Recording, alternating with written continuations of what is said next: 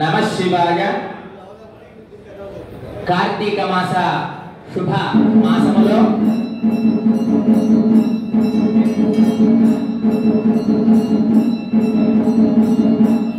శుభ మాసంలో అలాగే సోమవారం రోజున మనము విశేషించి స్వామివారి యొక్క తిరు కళ్యాణ మహోత్సవాన్ని చేసుకోవడం మన అదృష్టం.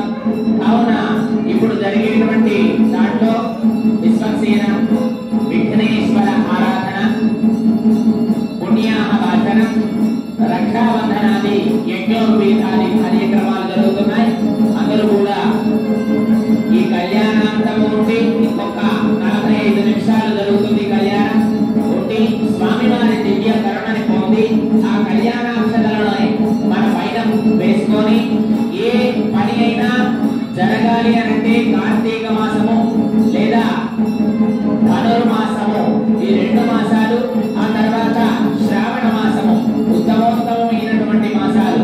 కాబట్టి అలాంటి మాసాల్లో మనము ఇలాంటి శుభకార్యాలు చేసుకొని సంపూర్ణం చేసుకొని తత్ప్రసాదం అక్షతల రూపంగా కానీ ప్రసాద రూపకంగా కానీ తీసుకొని ఆ ఫలితాన్ని మనం అందరం పొందితే ఖచ్చితంగా సత్ఫలితం అంతా కూడా లభిస్తుంది అని ప్రతీక.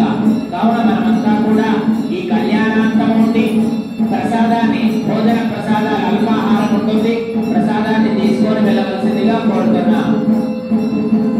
ఓం బృహత్సానం చంద్రవృద్ధవర్ణీయం ద్రష్టోమేన మంత్రరసేన మధ్యమితోమాసేన సగరేణ రక్షా విశ్వేంద్రాదేవనేదో ప్రకాశ్యాయ జగన్నమగవన్నింద్రదుర్పదే ధారావతయ్యద్భూరుదం భృతం పశ్వవాసనాశరహాయ ఋషిమంతవేద బృహత్సామక్షత్రవృద్ధవర్ణీయం దృష్టభోజద్రుమగముగ్రవీరం ఇంద్రస్తోమేన పంచదజేన మధ్యమితం పాదేన సగరేణ రక్షా రక్షాబంధనముహూర్త శుభముహూర్తో అస్తో వనమాలీకదేజాంగేజనంతకే శ్రీమాన్నారాయణ విష్ణుః వాసుదేవో విరక్షత తథా గోత్రనామోచ్చారణం పఠేత చతుస్సాకరపర్యంతం గోబ్రాహ్మణేభ్యః శుభం భవతు. అనంతవేద రాధాధ్యాయినే అచ్యుతపరబ్రహ్మణే ఏవో సదాశివగోత్రోద్భవత్య తదాశివరమణోనమస్త్రే ఏవం సాంబశివరమణగోత్రాయ సాక్షాత్ రుద్రస్వరూపాయ పరమేశ్వరాయ వరాయ జనక పార్వతీదేవీ మాతాదేవ్యాః గోత్రోద్భవాయాః ఏవం పార్వతీదేవ్యాః పార్వతీదేవి సౌభాగ్యగోత్రోద్భవే పార్వతీదేవ్యాః ఏవం కన్యార్థినే వరాయ. అందరూ కూడా నమస్కారం చేసుకొని చెప్పండి. గురుణీధ్వం గురుణీధ్వం గురుణీమహే అహోదాస్యామి అహోదాస్యామః అహోదాస్యామః సామ్రాజ్యమయకర్మిణి ఆశీర్వదనం కుర్యాత్ సామ్రాజ్యం భవత్యో స్వరాజ్యం వైరాజ్యం భారతేజో రాజ్యం మహారాజ్యాధిపత్యమయో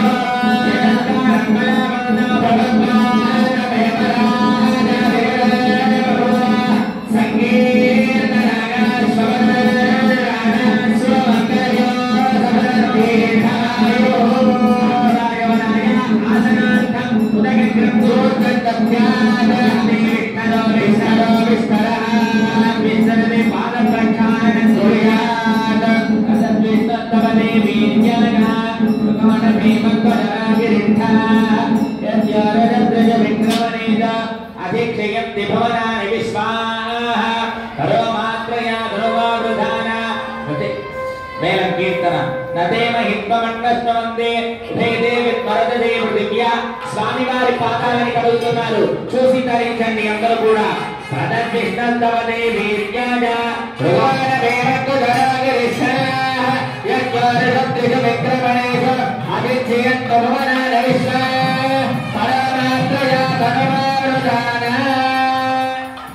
స్వామినః పాద ప్రక్షాళనం కుర్యాత్.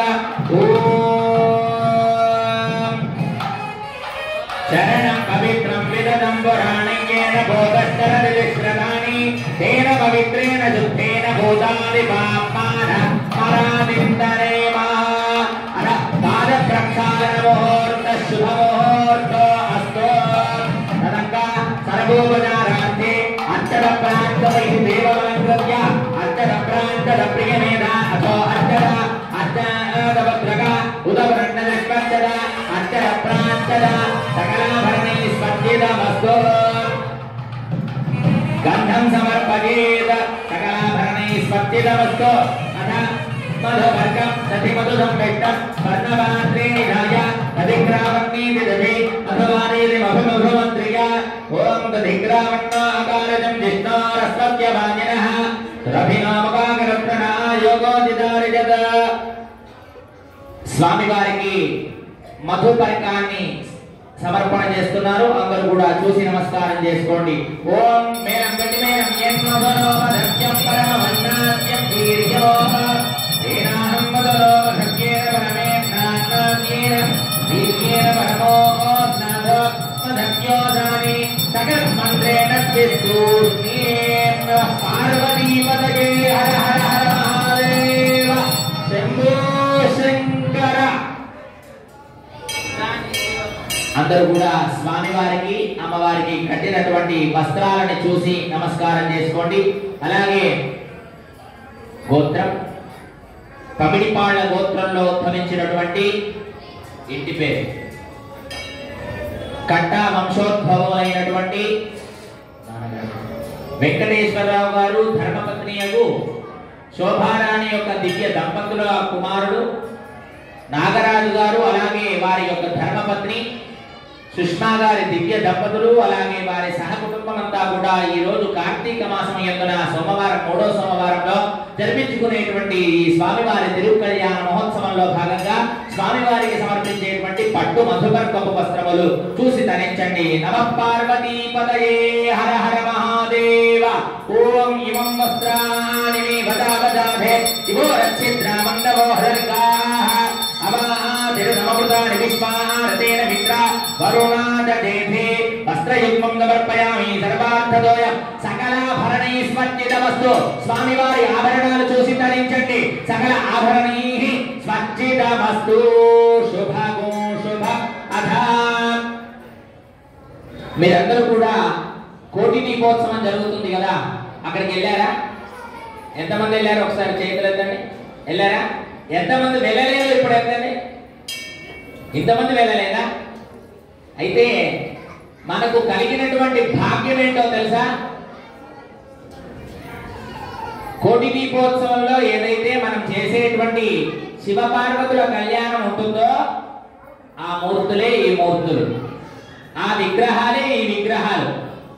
మనం చేసేది అక్కడే కనుక వారి యాజమాన్యం అడిగితే ఖచ్చితంగా కావాలి అని అప్పుడు ఈ విగ్రహాలని స్వామివారిని మా యొక్క దేవాలయానికి కూడా తీసుకురావాలి అని అంటే ఖచ్చితంగా మనము ఏర్పాటు చేయడం జరిగింది. కనుక ఇప్పుడు ఎవరు వెళ్ళారు, ఎవరు వెళ్ళలేదు చెప్పండి. వెళ్ళారా అందరూ? మరి గట్టిగా ఎత్తండి. ఎందుకనంటే మనం వెళ్ళేదే కార్తీక మాసము శివ ప్రీతి అని చెప్పేసి, నారాయణుడికి ప్రీతి కాదు అని కాదు, కానీ భగవంతుడి యొక్క ఆరాధనలు, రుద్రుడి యొక్క ఆరాధనలు, అభిషేకాలు, కళ్యాణాలు ఎక్కువ జరుపుకునేటువంటి కాలం కనుక ఈ కాలమునందు మనము ఇలాంటి కళ్యాణాలు గాని వైభవాలు గాని అక్కడ ఒక ప్రాంతంలో కోటి దీపోత్సవము అని పేరు చెప్పి ఒక ప్రాంతంలో మనమంతా కూడా కలిసి చేసుకుంటున్నాం కనుక ఆ మూర్తులే ఇక్కడ మనము ఏర్పాటు చేసుకోవడం జరిగింది. మీరు ఆ యొక్క భక్తి టీవీలో చూస్తున్నట్లయితే ఇవే మూర్తులు మనకి దర్శనమిస్తాయి, ఇలాగే అలంకారాలుగా దర్శనమిస్తాయి. కనుక ఈ రోజు మనకి అక్కడికి వెళ్ళినంత భాగ్యం. ఎందుకు అనంటే సామూహికంలో ఉండేటువంటి గొప్పతనము చాలా ఉత్తమమైనటువంటిది. మనం ఒక్కళ్ళమే చేసుకున్నాం అనుకోండి, భగవంతుడికి మనం ఒక్కళ్ళ భక్తే కనబడుతుంది. అవునా? అందరూ ఉన్నారనుకోండి, కళ్యాణము అనంటే అర్థం తెలుసా? కళ్యాణము అనంటే పెళ్ళా? పెళ్ళా? కళ్యాణము అనంటే పెళ్లి కాదు, శుభము మంగళకరము అని అర్థం. అంటే మంగళకరము అనంటే ఈ వాతావరణం అంతా కూడా, ఈ ప్రాంతం అంతా కూడా మంగళకరంగా మారాలి. అంటే మరి ఎలా మారుతుంది? మనం ఒక్కళ్ళని చేస్తేనే మారుతుందా? బంధుమిత్ర బ్రాహ్మణోత్తములు సకల దేవత 330 కోటి దేవతలు మనకి ముందుగానే 330 కోటి దేవతా రూపమైనటువంటి గోమాత దర్శనంతో మనం లోపలికి వస్తున్నాం. బయట ఈ రోజు గోమాత కూడా ఉన్నది కనుక అలా 330 కోటి 33 కోట్ల మంది దేవతలుగా దర్శనం చేసుకొని దేవాలయానికి వస్తే ఇక్కడ ఉండేటువంటి పూలు మంగళ వాయిద్యాలు మంగళము అవునా మంగళకరమైనటువంటి ద్రవ్యాలు మంగళకరమైనటువంటి వాతావరణము మంగళకరమైనటువంటి మనమంతా కూడా చేయడమే శుభము మంగళకరము కళ్యాణము అని అర్థం కదా. ఈ యొక్క 33 మంది దేవతలంతా కూడా కలిసి కొలవై ఉండేటువంటి స్థలమే దేవాలయం. ఎంతమంది?